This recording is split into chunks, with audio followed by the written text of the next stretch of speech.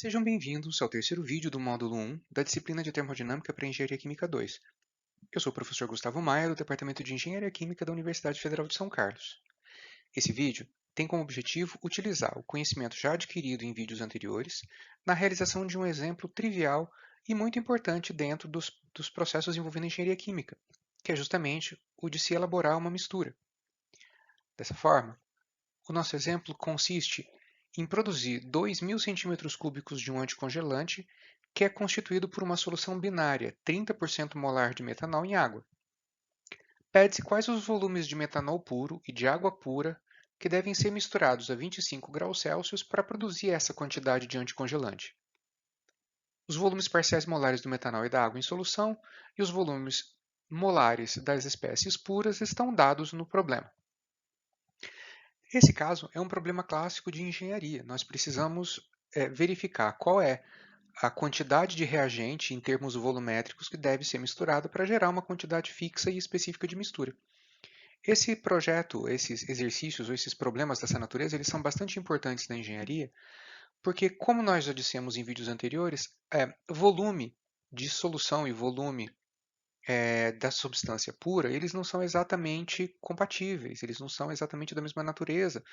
E se eu somar os volumes correspondentes aos 30% em mol de etanol com os 70% em mol de água para formar essa mistura, existe uma chance de eu errar o volume final. Essa aplicação para engenharia é extremamente interessante quando a gente projeta tanques em processos industriais. Se você não souber exatamente qual é o comportamento da mistura, você vai projetar tanques de volume que não são compatíveis com o tipo de sistema que você tem. Antes que a gente resolva o problema do ponto de vista termodinâmico, é interessante que a gente faça algumas análises preliminares sobre as informações que foram dadas no problema. Veja, por exemplo, a gente tem informações sobre o metanol em relação ao volume da sua substância pura nessa temperatura e também o seu volume parcial molar. O mesmo pode ser dito da água, né? É dado o volume parcial molar da água e o volume da água pura nessas condições do problema, né? No caso, só nessa temperatura. A pressão aqui não afeta muito o nosso sistema porque nós temos uma mistura de uma solução líquida, né? Então, a pressão afeta pouco o nosso líquido do ponto de vista de volume. O que a gente pode imaginar aqui é o seguinte: se você observar os valores dados para a propriedade parcial molar do metanol e para a propriedade do metanol puro, nas mesmas condições do problema, se o metanol estiver puro, ele ocupa um volume por mol maior do que ele ocupa nessas condições de solução. Lembrando que este volume parcial molar ele é exclusivo para 25 graus Celsius e ele é exclusivo para os 30% de metanol, 30% do metanol em massa. Se essa concentração mudar, esse volume parcial molar também muda. Então, esse é um dado bastante específico. O mesmo pode ser dito da água. A água, se ela estiver numa solução, ela ocupa um volume por mol de 17,765 centímetros cúbicos, o que é ligeiramente menor do que os seus 18,068 centímetros cúbicos que ela ocuparia se ela fosse uma substância pura. O que a gente pode inferir disso? O que a gente pode obter de informações disso? Aparentemente, quando você coloca o metanol e a água, essa mistura ela se contrai. Por quê? Tanto a água quanto o metanol ocupam, misturados nessa proporção, volumes menores por mol do que os seus respectivos puros. Isso significa que existe uma chance grande de que o volume que a gente vai ter que misturar nominal, o volume que a gente vai ter que utilizar um instrumento adequado para medir e preparar essa solução, vai nos dar algo que é um pouquinho maior do que 2.000 centímetros cúbicos, para que quando esses puros forem misturados, eles resultem numa mistura que tenha os 2.000 centímetros cúbicos, porque ela vai encolher um pouco, né? Outra questão também que é importante ser observada é que onde a gente consegue essas propriedades, né? Não tem o que fazer. Nós obtemos essas propriedades de livros, sites, manuais ou em laboratório, né?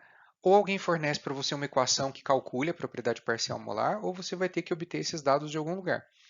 Eventualmente, até no manual, no Perrin, manual da engenharia química, você pode até encontrar algumas pistas de como conseguir essas informações. Mas, via de regra, você vai precisar delas eh, experimentalmente colhidas, não vai ter o que fazer. Nós já discutimos sobre isso também no vídeo anterior. Partindo para a solução do problema propriamente dito, nós precisamos então relacionar de alguma forma a propriedade da mistura, que é um dado do problema, não é?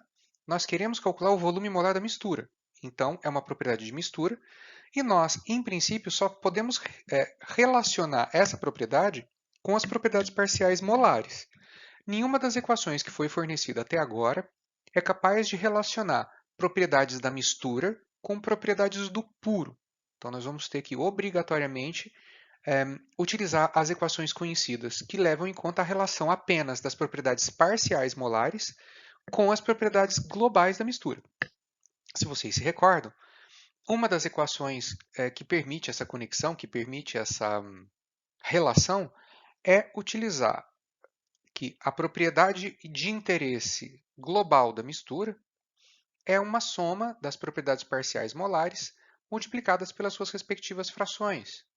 Para o caso do nosso problema, como a gente vai fazer uma mistura binária e a gente vai utilizar como propriedade de interesse o volume, a gente transforma essa equação, a gente substitui ali dentro as propriedades e as condições de interesse, e a gente chega numa equação onde o volume ele é a soma dos volumes parciais molares multiplicados, respectivamente, pelas suas frações.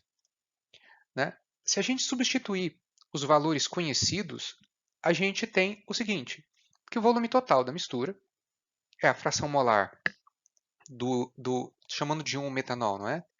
É a fração molar do metanol vezes o seu volume parcial molar, mais a fração molar de água vezes o volume parcial molar da água. Nós chegamos a uma condição em que, substituindo os valores conhecidos, nós temos aí um volume molar de mistura de 24 centímetros cúbicos por mol. Isso é interessante porque nós temos a propriedade da mistura, mas uma vez que nós temos que por mol de mistura nós vamos ter 24 centímetros cúbicos, nós somos capazes de converter isso para o volume total esperado, baseado naquilo que a gente deseja.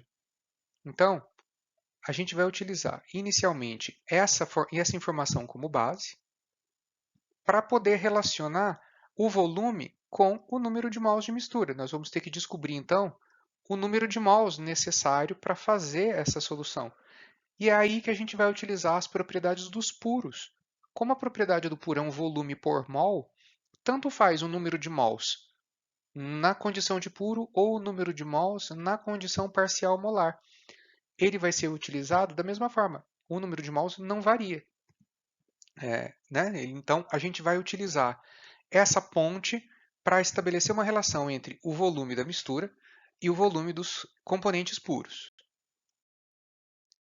Dessa forma, o que eu quis dizer? Uma vez que a gente já tem o volume molar da mistura, lembra? Mistura ela não é um componente sozinho, solitário. A gente está tão acostumado a fazer cálculos em termodinâmica 1 com substâncias puras, que quando a gente vê um volume molar de uma mistura, a gente imagina que isso pode ter as mesmas características de uma propriedade pura. E é mais ou menos por aí. Só que como a mistura ela é uma identidade de duas substâncias químicas misturadas, não tem como você ir numa tabela, não tem como você utilizar as equações para o puro, porque não vai funcionar. Por isso que a gente tem todo esse embasamento teórico para fazer esses cálculos. Então, com o volume molar conhecido, a gente vai determinar um número de mols que constitui uma mistura de 2.000 centímetros cúbicos. Como que a gente faz isso? Eu não sei quantos mols tem ali dentro.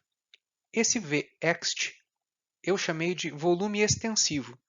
A letra V sozinha, ela representa o volume molar, ou seja, o volume por mol.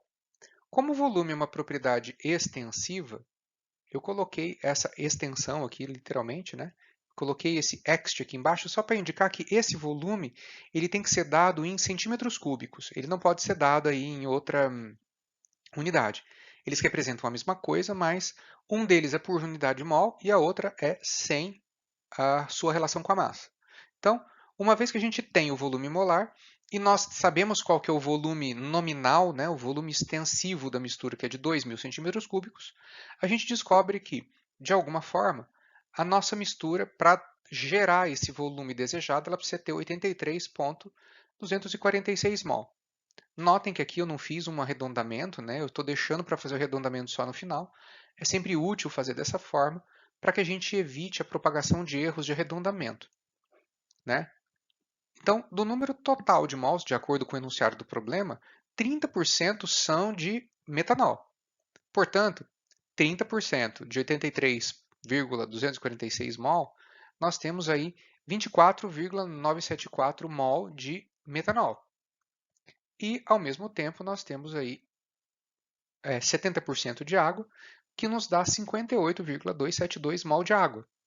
Em posse dos números de mols de água e dos números de mols de etanol, eu posso utilizar agora a propriedade da substância pura para saber quantos mols resultam num volume de uma substância pura.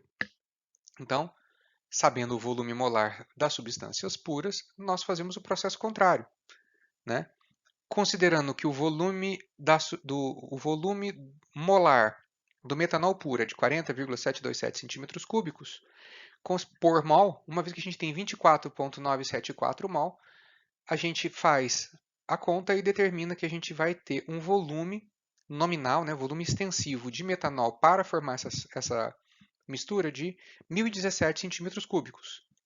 A mesma coisa para a água, considerando o volume puro da água como 18,068 por mol. A gente já determinou que essa mistura tem 58,272 mols de água. A gente determina aí que nós vamos precisar de 1,053 centímetros cúbicos de água pura a 25 graus Celsius para misturar e dar essa solução que a gente precisa. Bizarro, né? Se você pegar os volumes, eles não são exatamente 2.000 centímetros cúbicos quando somados. A soma aí, inclusive, dá 2.070 centímetros cúbicos. Você vai falar, mas 70 centímetros cúbicos está até desprezível. Isso pode ser desprezível para essas condições desse problema.